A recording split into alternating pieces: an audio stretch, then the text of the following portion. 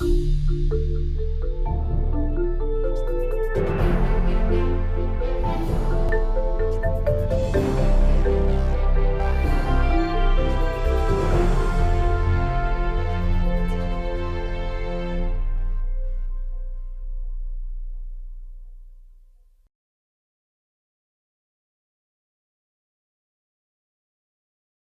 name is Charbel Rizk. Welcome everyone from the Hopkins community.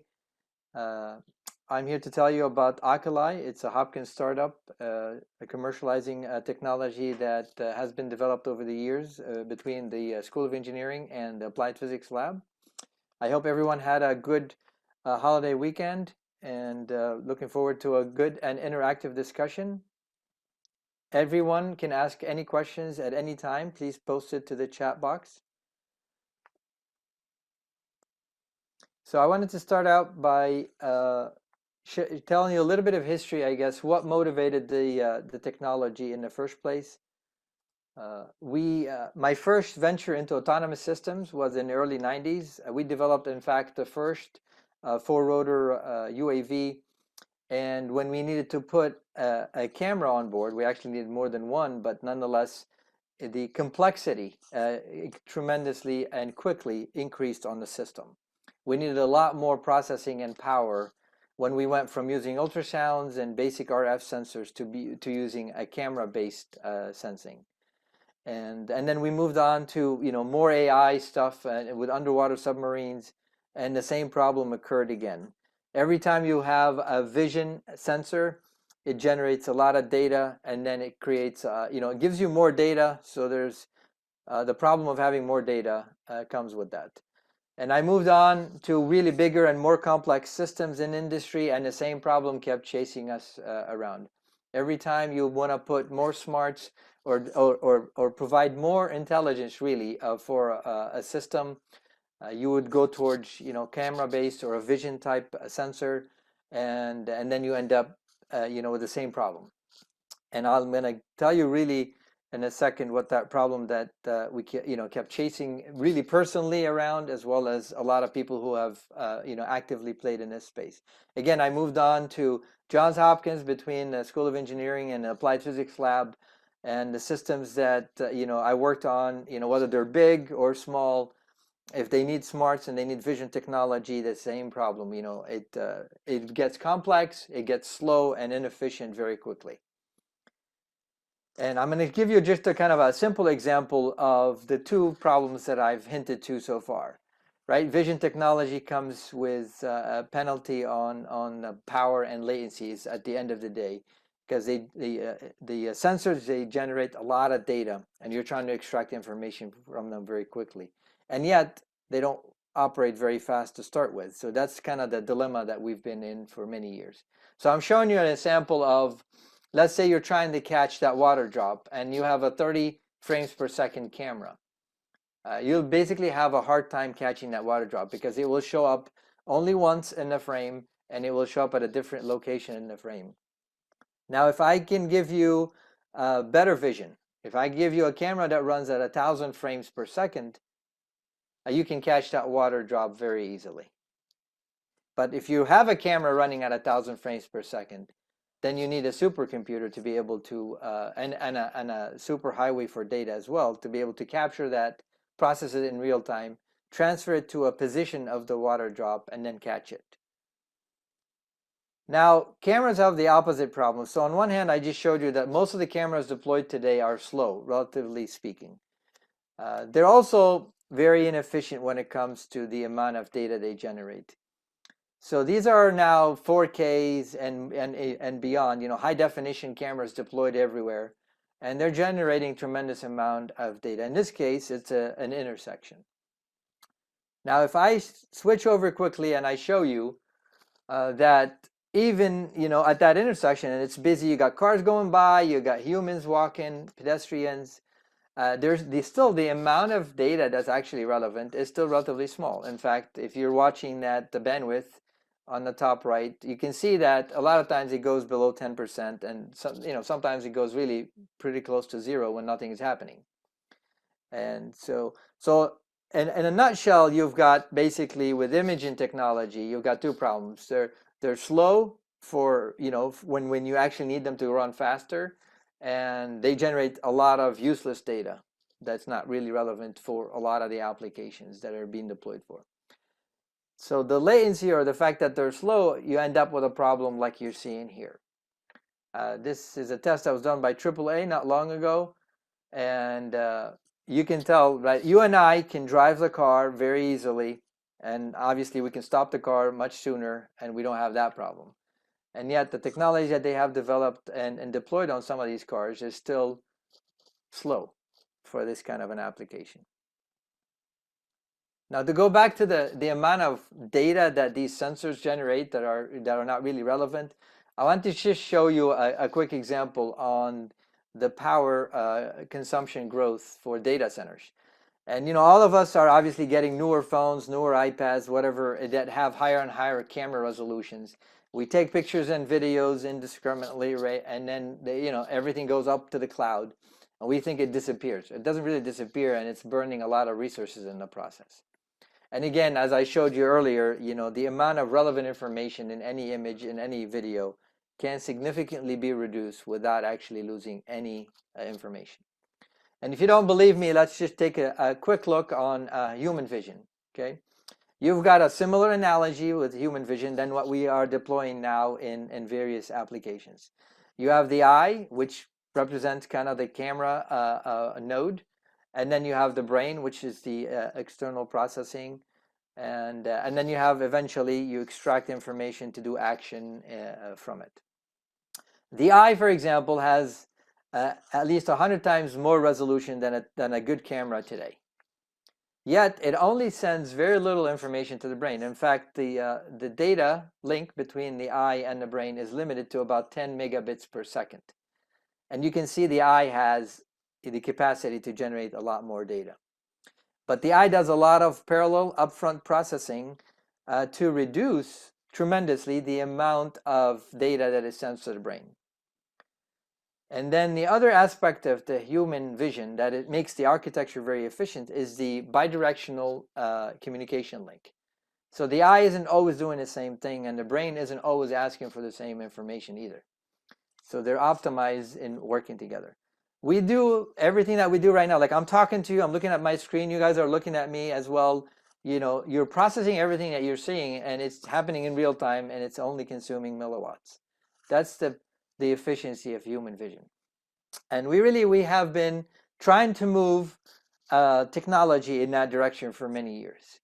And what we have right now, and we're trying to commercialize within Oculi, is a single chip that has both the sensing and the processing capability, and we call it the SPU.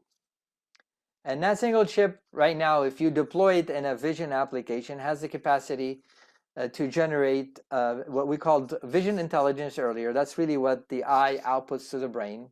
It's like features and really the pieces of information that's relevant. We can do a solution now that is at least 30 times more efficient than alternatives. And that's a significant improvement, because for once, now we have the ability to deploy vision technology without requiring a supercomputer to come right behind it and a lot of power. And again, we try to have the SPU has some of the key features that makes the architecture efficient. The integrated sensing and processing, so you no longer have to collect a lot of data, move it to another location, and then start processing it. That happens at the true edge in this case, which is the pixel. And then we have the bidirectional signals that allow the sensor to dynamically adjust how it's working, instead of just being an open loop, which typically are what cameras today are. You turn them on, they start dumping videos, and then you have to deal with the consequences. So we believe the SPU really is the first practical solution that can be put into a commercial use in the near term that mimics some of the key aspects of the human vision that I highlighted earlier. So it comes down to, and that's applicable, by the way, to all sensing and processing applications. It's not limited only to imaging application, but for imaging, because the sensor generates a lot of data, that that trade-off is significantly more important. But it comes down to having latency and power. So today, you can deploy a very high-speed camera, kind of a fiber optic kind of a link, and a lot of processing downstream, and you can extract information in real time, but you'll end up burning a lot of resources, okay? And that's because you're compensating for latency using a lot of power, and then vice versa, okay? So that's the fundamental trade-off that has existed forever, when it comes to sensing a signal and extracting actionable information from it. The distance between the two is when it comes to time and power, that's the key trade-off. And we have developed really an architecture that allows a system to dynamically operate along that fundamental curve. So you're not fixed in one position. Like today, I could take a single one of those points and I can tell you the system that's out there today for this application operates on that point only, okay? And so we have now allowed an architecture that's, that can be tuned in real time, with software that allows you to adjust the way your sensor is operating and then get the benefits. So if you want lower latency, you end up spending more power, but you can do that, and vice versa. Nothing is fixed anymore, nothing is frozen, and that's an important aspect of the architecture that we developed. By the way, I just want to remind the audience again that anytime you can pause you can post a question. You don't have to wait for me to get done. I'm more than happy to stop, and that actually makes the presentation a lot more interactive and beneficial for both sides. So now, again, I highlighted kind of, and I led you to the point that I'm here right now, where why what we developed is potentially very powerful is because we fit in nicely now in a system architecture that can be optimized. The SPU is the front. It's basically the sensor and the immediately integrated processing capability that allows you to run your sensor as fast as you need to without needing to pump a lot of data out to the external world. You only pump out, or you only read out or send out relevant information. And so that's a tremendous capability for many systems. The other aspect that I kind of mentioned too is the ability to dynamically optimize in real time, right? So you can optimize for latency or power or run in between. Whatever the operating point that makes sense for the system, you can have that running in real time. And so sometimes the SPU, and I'm going to show you some of the applications that we're engaged with right now using our SPU chips. Sometimes you don't need any more external processing. The SPU has enough smarts on board to output directly the actionable information. And other times you need additional processing externally. But now you're sending a lot more information and a lot less data to the external world. And then there's another aspect of the architecture that we developed that is scalable and allows with time to add more modality to it. And then I'll try to speak about that a little bit later. But that, then sensor fusion, which is another problem now for applications involving different types of sensors, we can potentially simplify that problem as well. So here's an example of our technology deployed now. It's actually on a tolling station near Chicago. If you are driving by on that freeway, make sure you smile because you're on camera. At least you're on our camera, at least. There are other sensors out there as well. And what I'm showing you is examples of the SPU. These are potentially raw outputs of the SPU, our single chip complete vision sensor.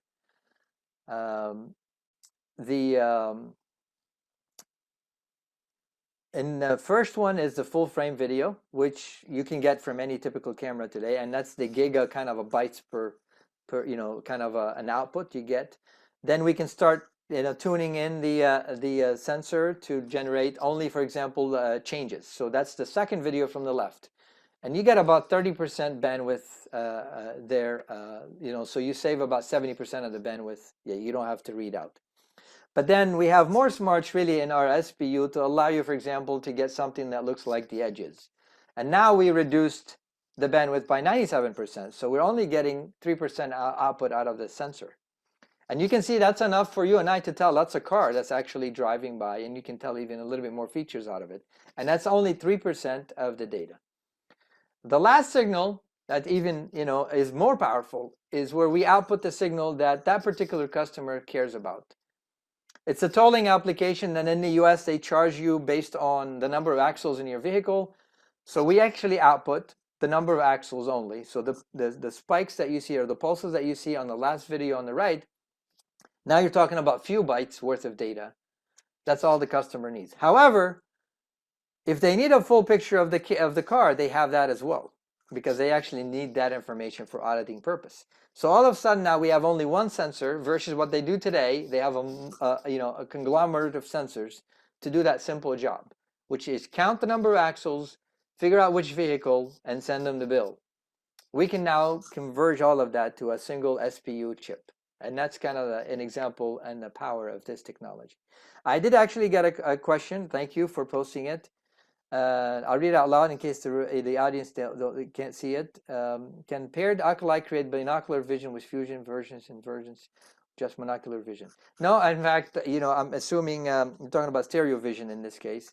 We actually have a demo that I'm about to share with you as well. So if I don't answer your question, by all means, bring me back.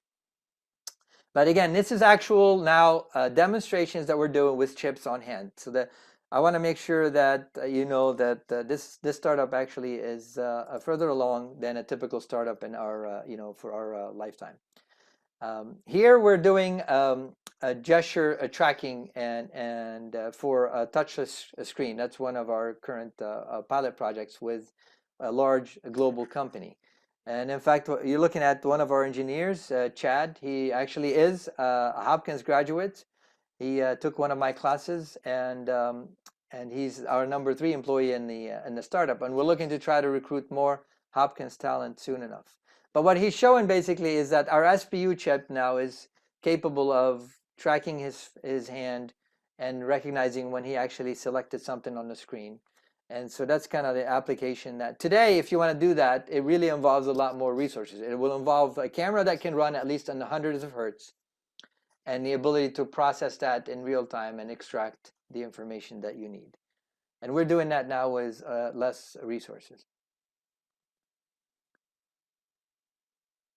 Okay, another good question. I will get back to it in a second.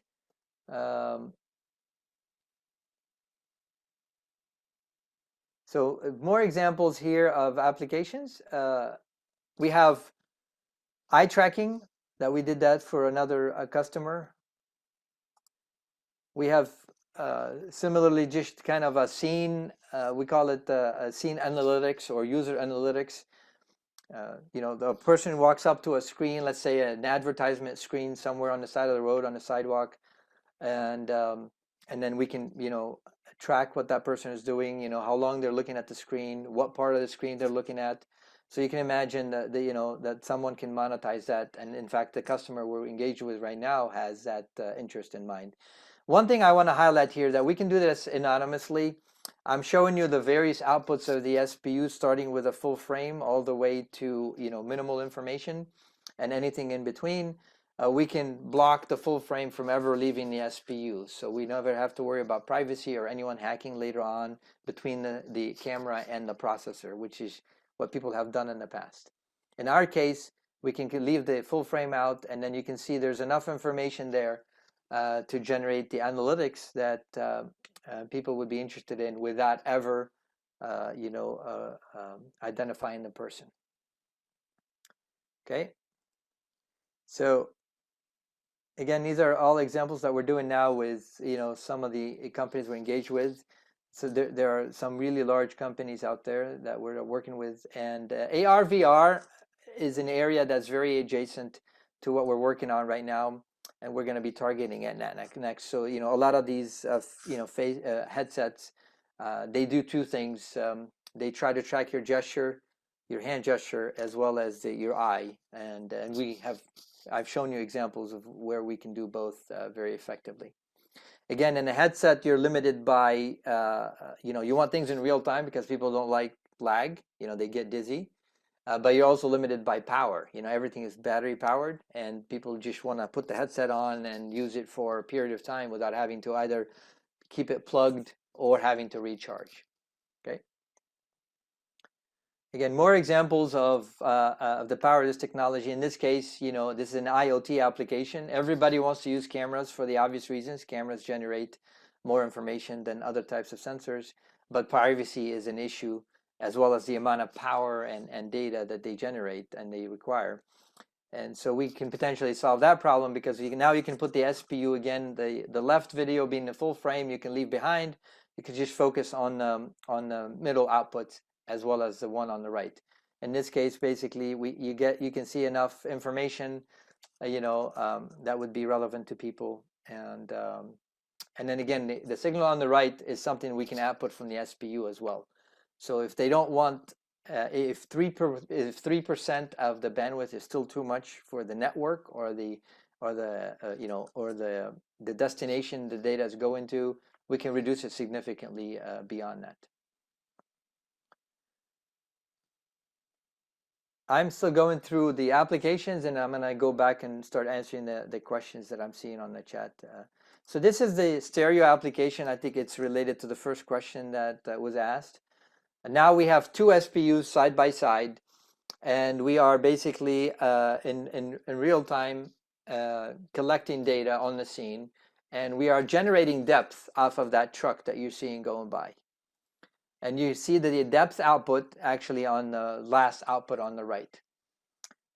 You can't really do that with any conventional camera today.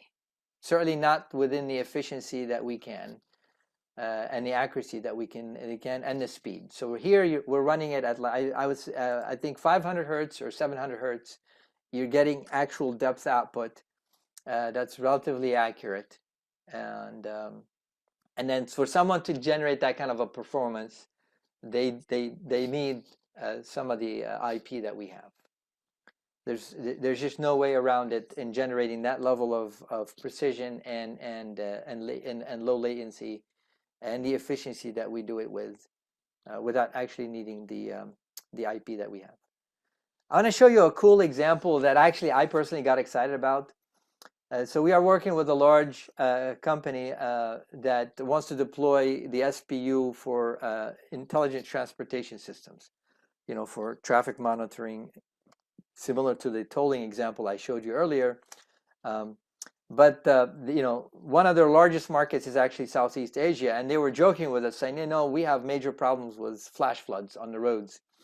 We wish we can, estimate the amount of rainfall so we can predict, and then they start closing roads earlier than and save lives in the process. So we ended up doing a quick demo, and that video that you're looking at here is actually us tracking the raindrops and estimating the amount of rainfall using, again, the SPU chip that we have.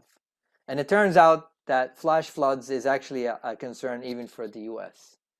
But that's an example really that none of us were thinking of, but in my mind, it continuously reminds us of the potential power of this approach, where it can show up in places that we never even dreamed of. So I want to show you another cool example, and I'm going to start focusing on some of these good questions that are being posted here. And so if you still don't believe that we have something now that is potentially very disruptive, but from a scientific perspective, or an engineering, or kind of what we're excited about is, for once now, you have something that is close in efficiency, in power consumption to human vision, but it's much faster. Like you and I can't see a bullet in flight, can't see the flash that comes from a gun, because our eyes are not that fast. They weren't designed really to do high-speed sampling. So the SPU chip that we have now is actually we used it a few years ago in a field test for the U.S. military. And what you're looking at is the middle video there is the actual output of the SPU. No external processing whatsoever. The SPU had enough smarts to extract only the gun flash, and in some cases the bullet, And we're doing that in real time. We're displaying that in real time, and we only needed the Bluetooth kind of a wireless interface. Versus what the US military systems required, which was really very embarrassing. It was a day and night difference. And so that's the power of this technology now, that you can run very fast and still have a solution that's in the milliwatts. Okay, that did not exist before our technology. And I'm not aware of anyone who would be able to have an efficient solution for some of these applications, at least as efficient as our solutions. Okay, so I'm going to pause here on that. And before I continue, let me scroll up to the questions about the binocular versus monocular. So I'm assuming that was related to the sensor, to the stereo vision and fusing the two together. And the answer is absolutely yes. In fact, some of our key IP allows stereo vision for high speed to be very effective. Okay, you can do stereo vision at low speed. There are aspects that will still, hurt you that we can, mitigate. But then as you start increasing your speed, your sampling speed, then our IP becomes really the only enabler that I know of to make it very effective. The second question is, does it work similarly to the Earth's field NMR? I apologize, I'm terrible with names and acronyms, so if someone can tell me what NMR stands for, I'm happy to answer that question.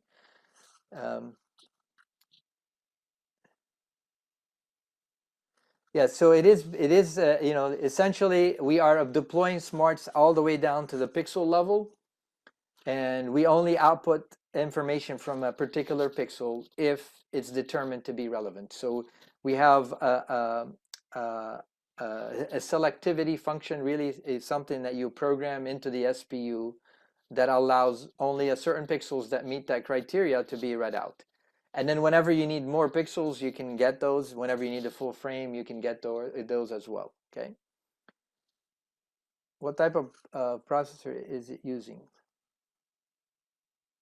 No, I mean, we're not really. This is a silicon based, so a standard CMOS process, and so it's a digital. For the most part, it's a digital process. We have fabricated, at least, fabricated. We meaning, prior to the startup as well as now with the startup, at various, CMOS nodes, and then so we have, basic digital processing really and logic on a per pixel basis and a little bit of memory.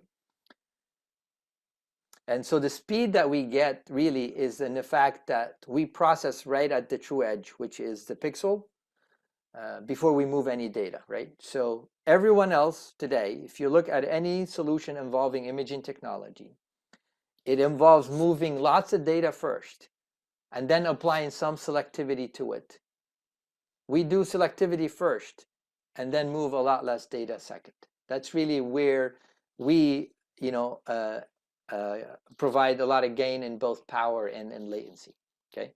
Because moving data out is a bottleneck.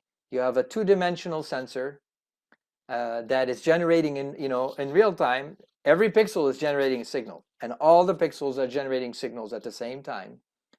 And yet, you're only outputting that data on the side of the chip, And so you go from a two-dimensional sensing, to a one-dimensional data problem. So that's a huge bottleneck. You can only output the data. So the reason why cameras today run at 30 hertz or 45 hertz maximum is because, pushing more data out, now you're going to a custom design that consumes a lot more power and causes a lot of problems downstream as well, okay? And are there applications for accessibility, helping individuals with disabilities? Yes, actually, there are. In fact, I had a project at Hopkins as part of my leading innovation design team. We were trying to develop a solution, a visual aid, I should say, to the visually impaired individuals. In fact, we just want to allow them to figure out, when they're walking down, on the sidewalk and they're aiming for a particular store, the GPS that they use on their phone is only accurate to within plus or minus 30 feet. And so we were trying to kind of, once they get in the neighborhood, they would use like call it eyeglasses that would allow them to quickly identify where the store that they want and the actual door to the store. Now that did not involve an Oculi technology yet, because it really involved more on the algorithm side of things, and working out the overall concept solution. But eventually, if you want to deploy two sensors, to accomplish that mission, you would need something as efficient as the Oculi SPU. So that would be, on the long run, would be a good potential application. Nuclear magnetic resonance. Okay, no, that's certainly beyond my knowledge base. I'm trying to understand. Um, no, I mean, this is a vision sensor. Really, it collects photon, and so it's a photodetector based sensor, at least for now. The examples I showed you. And so, light comes in, it converts it to a photocurrent, and then we digitize that signal in a pixel, and then we apply processing and logic to it.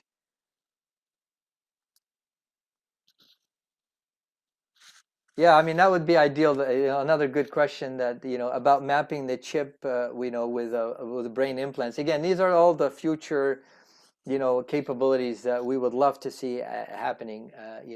Now the signal has to basically be, the output signal has to be converted to a signal that similar to the brain signal. But yeah, I mean, on the long run, there are once you cross that efficiency threshold or barrier that had existed in the past, you can imagine that in the future you could use it in those kind of applications. But right now we're focused, at least within Oculi, we're focused really on machine vision. Any other questions? While you, let me just show you kind of an example of kind of a future capability that's in the roadmap. So I showed you earlier the ability to look at a scene and output the signals of interest. We can do that in the future. We can do that for both color and depth. Okay. So again, instead of sending out a lot of data downstream in the system, we apply smarts up front to make it more efficient and much faster. And so in this example, I'm showing you the ability to do both, to do smart selection or selectivity, both based on color as well as depth. Like in this case, if you're driving a car, and a typical sensor that is being used right now for autonomous driving applications is a LiDAR. And you have a LiDAR that's basically constantly scanning the whole scene and generating depths on the whole scene, and then having a lot of processing that comes afterwards. And what we're saying here, you don't care about a building that's not on your roadway, that's not even close, right? So you can apply some of those smarts and then reduce the amount of bandwidth and resources that you're consuming. So we were cameras used to be our main imaging / vision sensors. The world is now moving towards adding LiDARs and then imaging radars, and those are sensors that add even more data.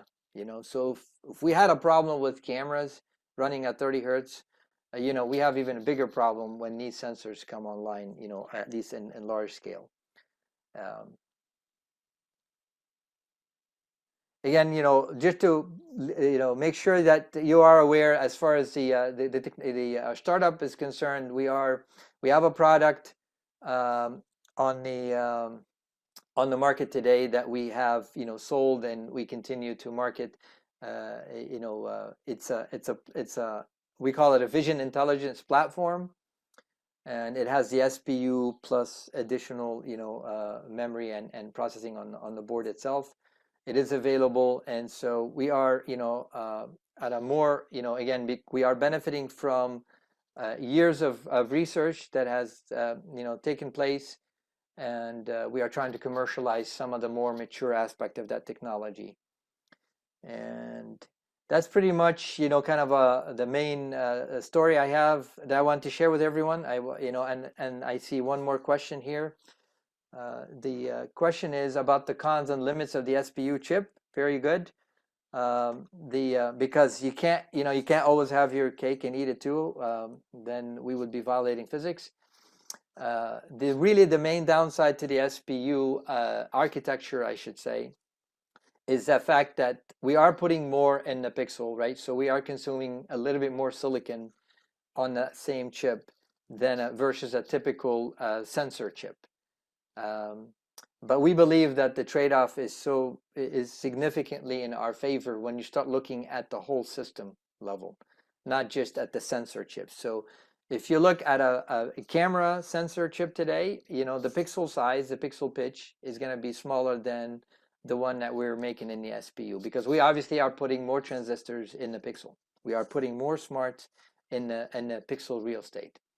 So that's really the only thing that I can think of that would be a downside to the SPU. You are pushing a little bit more processing onto the sensor chip, and that obviously consumes a little bit more power than just a passive imager that doesn't do anything. But again, the power equation is not only at the sensor, right? The power equation is between the signal and the action, right? That's the total power equation that we should all be talking about. How far beyond the visible light spectrum can be recorded by the Oculi SPU? We can actually do, we've done SPU chips with infrared as well as visible. You have to obviously have a different sensor on the front, but we have done that. We have done shortwave, midwave, and longwave IR with an SPU chip. So we're not limited. We are really wavelength agnostic. That was one of the key requirements for the architecture, because we recognize that, as time goes forward, most people were only using visible cameras, and now there's, infrared is growing, and then, we can go into beyond that modality as well, into the depth or the time of flight or ranging modality as well. By the way, anyone that posed a question, if I did not 100% answer it, please, post a follow-up, and I'm welcoming any new questions as well. It's open podium at this point. Okay, where do you hope the project will go next? What does it need to grow further? I and the rest of the team would be very happy to generate the first SPU chip in high volume. Because that's going to enable a lot of applications in the world that we're not even dreaming of. So we would love to basically tomorrow say to the whole world, we have our first product, our SPU, we call it the S11, S12. We have it in high volume. It only costs a few dollars. Take it and then change the world. That's basically what we're hoping to do next. And what we need to get there is, closing the seed round. So we are now actively raising funding. We have raised close between cash and in-kind services over $3 million so far, and we're looking to close the round with an additional $3 million. That also would be a combination of potentially cash and in-kind. We have some of those investors already identified, and we're looking for really one potential good lead, someone that can come in and lead the round and really take a board seat and help us, move the company to the next stage. How does the deep tech entrepreneurship space differ from the rest of tech entrepreneurship? Oh, great question. Great question. And you reminded me of a call to action for all the Hopkins community out there. It's actually very difficult because a lot of investors love to hear about deep tech and disruptive technology like ours. Much smaller number of them are brave enough to invest. And then when it comes to even hardware-based or semiconductor-based like our technology, that number shrinks even more so. And so it's very hard, because you really are playing against the big boys.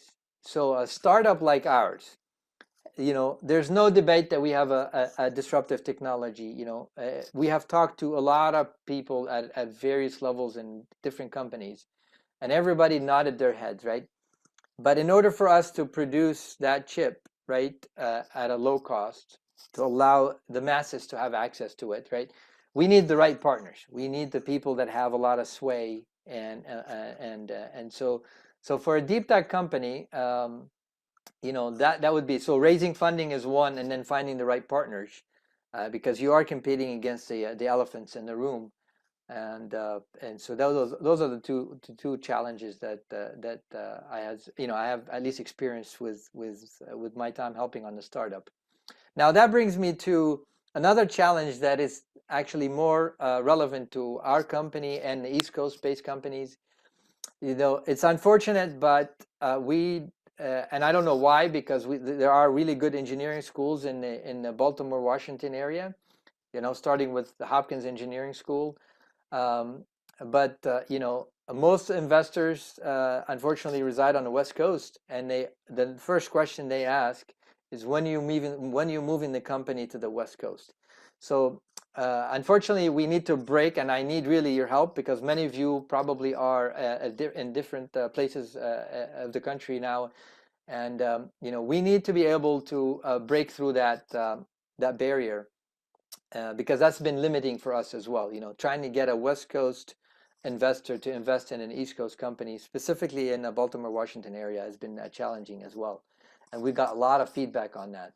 And so, my call to action to all of you is to try to help us spread the word that there is obviously a good bit. Now, the medical school obviously gets a lot of good reputation, but the one thing that we don't get, that I think is well deserved as well, is the engineering school. In fact, there is a wise person at Hopkins that said a long time ago, that says, what makes the Hopkins Medical School, where it is now, is the engineering school that supports it and works with it very closely. So I believe that if you guys can spread the word that there are good technologies coming out of the Hopkins Engineering School, and there are startups worth serious consideration, that would certainly help us, at least help. It may not be fast enough to help us now, but certainly will help the next a group of startups coming out of the engineering school at Hopkins. Okay, great question. Any other question out there? Okay. Well, thanks everyone. I appreciate your time, and feel free to reach out to me. You have my email, and you have our website. You're welcome to check out. We have a lot more information that we're happy to share with you, and stay in touch. And thanks again for your time and attention.